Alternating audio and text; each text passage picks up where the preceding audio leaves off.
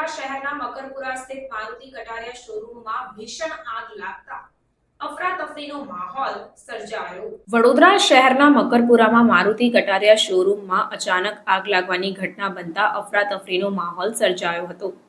પ્રાપ્ત માહિતી અનુસાર જાણવા મળ્યું કે આગ વહેલી સવારના સમયે લાગી હતી।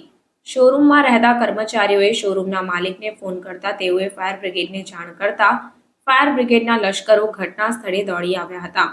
આગ વધુ વિકરાળ સ્વરૂપ ધારણ કરતા Makarpura fire station, Panigate fire station, dandiya બજાર ફાયર સ્ટેશન, ગાજરાવાડી ફાયર સ્ટેશનના લશ્કરોએ તાત્કાલિક ઘટના સ્થળે આવી આગ ઉપર કાબુ મેળવવાનો પ્રયાસ કર્યો હતો।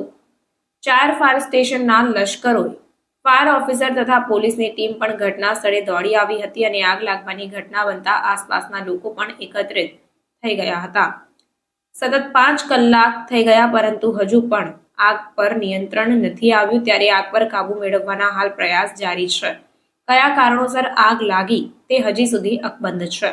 મારુતિ કટારિયા શોરૂમમાં આગ લાગતા ખૂબ જ મોટું નુકસાન થવા પામ્યું છે, ત્યારે ફાયર બ્રિગેડની લગભગ 8 થી 10 ગાડીઓ ઘટના સ્થળે પહોંચી અને પાણીનો સતત મારો ચલાવ્યો હતો।